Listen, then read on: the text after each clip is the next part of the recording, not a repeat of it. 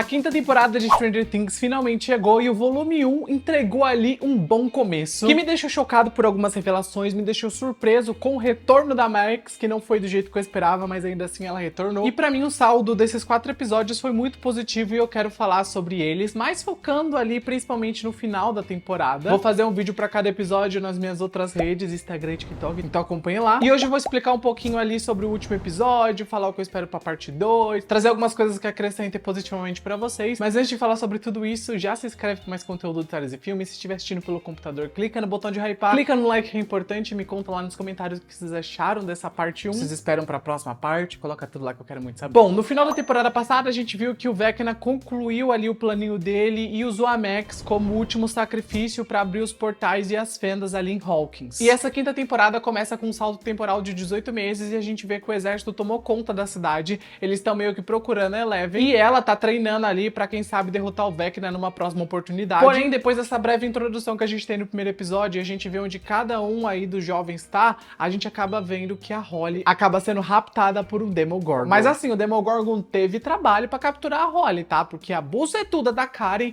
a mãezinha dela, não deixou ela ser levada facilmente. E, gente, a Karen defendendo a Holly foi a cena que eu mais gostei dessa temporada. Nem a cena do Will no final foi tão intensa quanto essa. E olha, depois de ver a Karen quebrando aquela garrafa lá pra usar como arma, eu entendi de onde a Nancy tirou aí essa selvageria dela. Foi da mãezinha dela que, gente, ela entregou Kant aqui. Eu amei demais essa cena, adorei a perseguição do Demogorgon, gostei da forma com que ele atacou ali os dois, a Karen e também o maridinho dela, e espero que ele morra e que a Karen volte com tudo, tá? Porque eu sofri quando a Karen foi atacada, jurando que ela ia acabar com o Demogorgon, e aí ele foi lá e enfiou as garras nela e eu, não! Pelo amor de Deus, não mata a Karen. E a cena da Nancy vendo a mãe dela jogada no chão, estirada ali, sangrando, doeu o coração. Natalia Dyer, minha filha, se entregou nessa cena. Só aquele olhar dela assim, ó, nossa, gostei demais dessa cena no geral. Então pra mim é uma das minhas favoritas dessa parte 1. Mas enfim, voltando ao ponto, a Holly acaba sendo capturada pelo Demogorgon e levada pro mundo invertido. E a Eleven vai pro mundo invertido e se reencontra com Hopper ali no meio do caminho e os dois descobrem que a Doutora Kiki e os militares criaram uma base aí de operações no mundo invertido e eles estão estudando esse mundo, estudando a fauna e a flora daquele local e também estão à procura de mais pessoas com poderes pra eles usarem. Por isso que eles estão atrás dela. Já em outro lugar de Hawkins, a gente vê a Nancy, o Jonathan, o Steve e o Dustin juntinhos ali tentando encontrar a Eleven e consecutivamente também tentando encontrar a Holly. E eles acabam indo pro mundo invertido pra isso. Só que quando eles chegam no mundo invertido, eles se deparam com um muro gigantesco que tá ali cercando os laboratórios de Hawkins. E já a gente fala um pouco mais desse muro,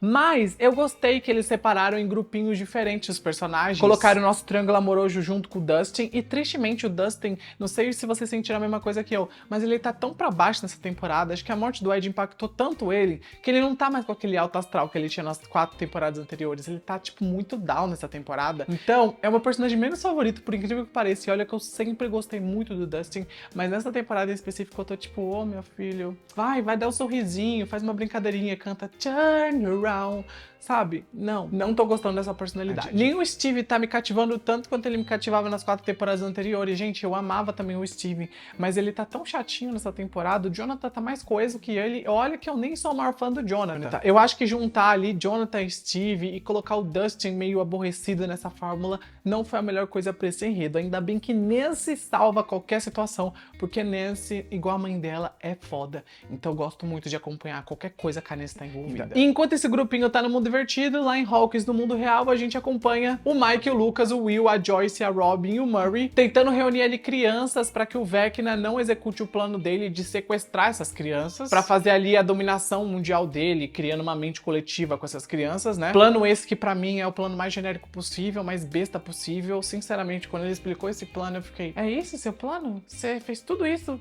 por esse planinho bosta? Não me convenceu. Não foi um plano que eu gostei muito. Pra um vilão, o Vecna tá muito caricato, vamos ser sinceros. Apesar que geralmente vilões são caricatos, mas ele tá caricato demais. Já acompanhou tanto essa série pra esse planinho? Não curti tanto.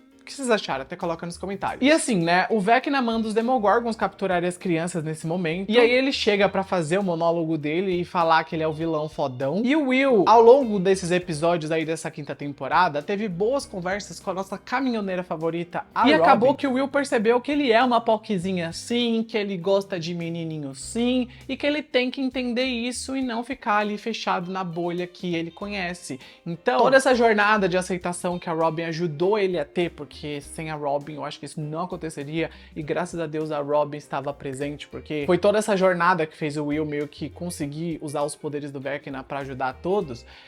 A gente tem todo esse arco do Will ao longo dos episódios que na minha visão foi muito positivo, já que ele consegue controlar os poderes do Vecna depois ali meio que se descobrir internamente, já que ele consegue ali controlar os poderes do Vecna depois de se descobrir internamente, e ele acaba usando esses poderes pra matar os Demogorgons que estavam ameaçando os amigos dele. E essa cena dele com os olhos brancos e usando essa telecinese do Vecna foi muito épica pra mim. Eu gostei muito de 3 cenas dessa temporada, eu até vou fazer o ranking pra vocês. Primeiro, Karen lutando com o Demogorgon.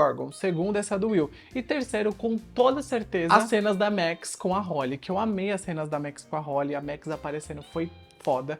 Então acho que esse é meu top 3 de cenas aí desse volume 1. Até quero que vocês comentem o top 3 de vocês lá embaixo, que eu quero muito saber se vocês concordam. E assim, fica muito claro por esse começo que o Will não tem poderes, tá, gente? Ele só tá usando os poderes que o Vecna tem. Então, o que o Vecna fazia com ele, que era usar ele de marionete, agora ele tá usando o Vecna de marionete indiretamente. Eu até fiquei pensando, será que o Will é tipo a vampira dos X-Men? Ele pode absorver o poder do Vecna? E assim, eu gostei muito dessa cena final, porque ela foi meio que o contraponto sobre tudo que o Vecna disse sobre o próprio Will, que ele era frágil, que ele era facilmente manipulável, ele sempre foi controlado, né, pelo próprio Vecna e por qualquer pessoa, qualquer entidade que aparecia, ele era controlado. Então, ele sempre foi sofridinho, foi fraco. É difícil a gente falar alguma coisa positiva do Will nas temporadas anteriores em relação a isso. E aí, ele chega agora pra mostrar que faltava só um empurrãozinho pra ele ser fodão. E aí, ele consegue esse empurrãozinho graças a Robin. E é isso, né, gente? Gays no poder, e ele conseguiu aí se destacar sendo uma POCzinha.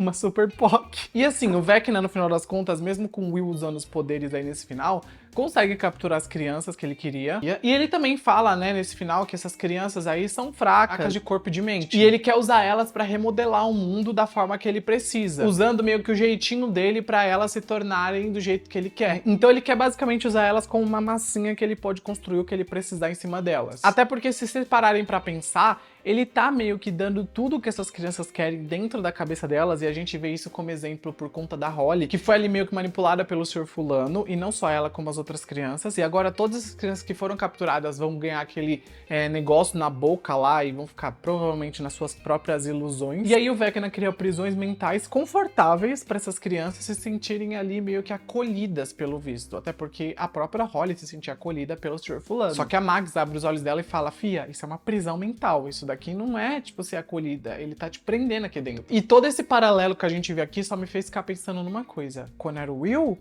sofreu muito. O Will comeu pão com de amassou no mundo invertido. Não teve essa prisão mental bonitinha que a Holly teve. Então, assim, homofobia desde 2016, ô Vecna. Complicado isso. Mas brincadeiras à parte, eu achei muito interessante essa nova forma do Vecna lidar com as situações aí, que ele precisa controlar suas vítimas, então colocar elas num ambiente confortável e ao mesmo tempo que você consegue extrair tudo que você quer dessas crianças, foi algo muito inteligente que eu acho que ele se aprimorou, porque ele viu que com o Will não funcionou, o Will ficou só com medo, o Will ficou aflito, então deixar as crianças com comodidade, igual a bruxa do João e Maria faz, dar ali um monte de comida para as crianças para depois comer elas, então assim, ela trata as crianças bem antes de colocá-las no forno. Então foi o que o Vecna meio que fez com a Holly e com as outras crianças, pelo visto. E eu acho até legal, se vocês pararem pra notar, que a roupa da Holly é muito parecida com a roupa de Alice no País das Maravilhas. Então a gente pode pensar que a própria Holly tá no País das Maravilhas e ela encontra a pessoa que vai tirar ela dessa realidade meio que parece perfeita, mas que não é tão perfeita, que no caso é a Max, que tá lá dentro também, e a Max pode ser comparada aqui com o chapeleiro maluco que ajuda a Alice nessa jornada. E os visuais aí da Max e da Holly estão muito parecidos com a da Alice e do chapeleiro, notem isso. Então assim, a analogia que a série quis fazer é que a Holly tá numa viagem alucinógena, assim como a Alice tá nessa viagem lá no filme.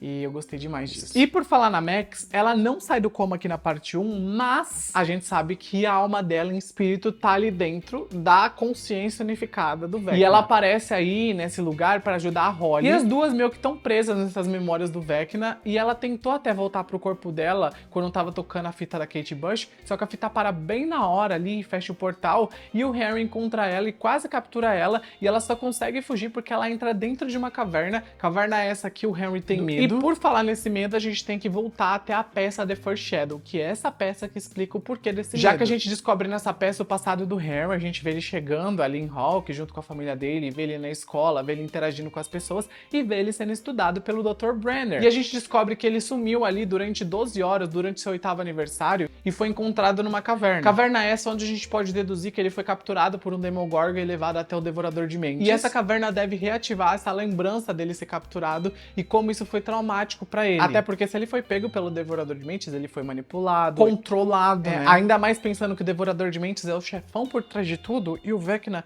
é só um coronel dele. Então talvez o Devorador de Mentes tenha mexido realmente com a mente do Vecna, do Henry no caso, e transformado ele em Vecna no final das contas. E o último enredo dessa parte 1 que a gente precisa conversar é sobre o enredo da Eleven, que na minha visão foi a personagem menos utilizada nessa temporada. A Eleven sempre foi o foco central dessa série, e aqui, pelo menos nesses primeiros 4 episódios, ela nem ganhou tanto destaque quanto, por exemplo, o Will e os outros personagens ganharam, e eu gostei disso, porque tirou um pouquinho daquela visão de que ela é a protagonista e focou um pouco mais no Will. E a gente percebe nessa parte 1 que ela invade a base dos militares lá dentro do mundo invertido, confronta a Doutora Key e encontra a irmãzinha dela perdida, a Kali, a número 8, que tinha desaparecido lá na 2ª temporada e tava há anos aí sem dar notícias. Eu mesmo achava que eles iam esquecer da Kali, da existência dela, até porque ninguém gostou dela na 2ª temporada, mas eles trouxeram ela de volta. E aqui nós descobrimos que ela tava em cativeiro no laboratório do exército ali no mundo invertido. E eu acho que ela foi capturada por conta de toda aquela busca de vingança que ela queria fazer ali com o pessoal que tava trabalhando nos laboratórios de Hawkins e que fez ela meio que sofrer na infância. E isso deve ter colocado ela no caminho dos militares, e eles devem ter capturado ela e usado ela de cobaia pra criar aquele raio ultrassônico que pararia ali pessoas com poderes igual ela e a Eleven. E agora vamos falar sobre a parte 2 e o que esperar dela. Ela chega lá no Natal, tá quase aí. A gente piscou, ela chegou. E eu espero que nessa parte 2 eles desenvolvam melhor ali o propósito do próprio Vecna, usar as crianças ali como parte central do plano dele. E eu quero também que eles tragam uma explicação sobre aquele muro cercando o laboratório de Hawkins do mundo invertido. Tipo, a gente sabe que esse laboratório pode ter criado esse mundo invertido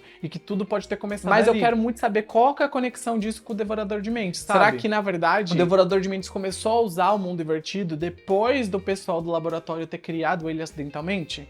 Até porque a gente sabe que o Devorador de Mentes pertence à dimensão X. E aí depois que ele começou a meio que usar o mundo invertido indiretamente. Porém, a gente não sabe muito bem onde isso aconteceu, quando isso aconteceu, qual o meio termo disso, onde o Henry se encaixa. Tem muito a ser desenvolvido ainda. Até quero saber um pouco mais também sobre os dons ali do Henry e como ele conseguiu esses dons, se tem a ver com o Devorador de Mentes ou não. Isso tem que ser bem trabalhado na parte 2, antes do final, que o final vai ser a batalha épica aí pra ver se o bem derrota o mal, que eu acho que vai acontecer. Eu imagino também que a gente vai ter na parte 2 o desenvolvimento ali sobre as crianças raptadas estarem dentro dos muros aí que cercam o laboratório de Hawkins do mundo invertido. E eu acho também que ali possa ser o centro da mente coletiva do mundo invertido. E os nossos heróis podem atacar fogo ali pra, quem sabe, matar todo mundo invertido de uma vez só, porque se ali for o coração do mundo invertido e eles acabarem com esse coração, o mundo invertido morre junto. Seria muito legal isso pra finalizar a série e finalizar o mundo invertido de uma vez por todas. E assim, agora que os militares foram quase todos mortos no mundo real e também no mundo invertido, eu acho que eles vão estar em menor número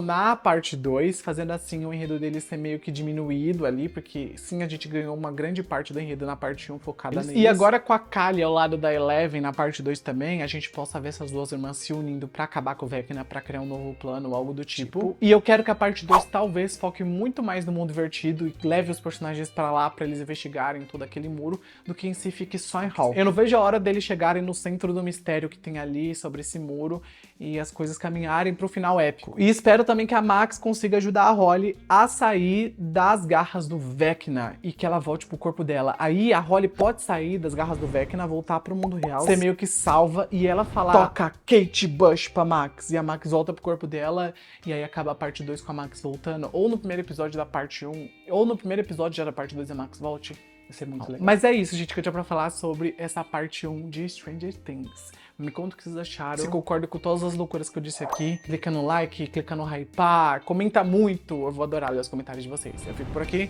beijo e tchau.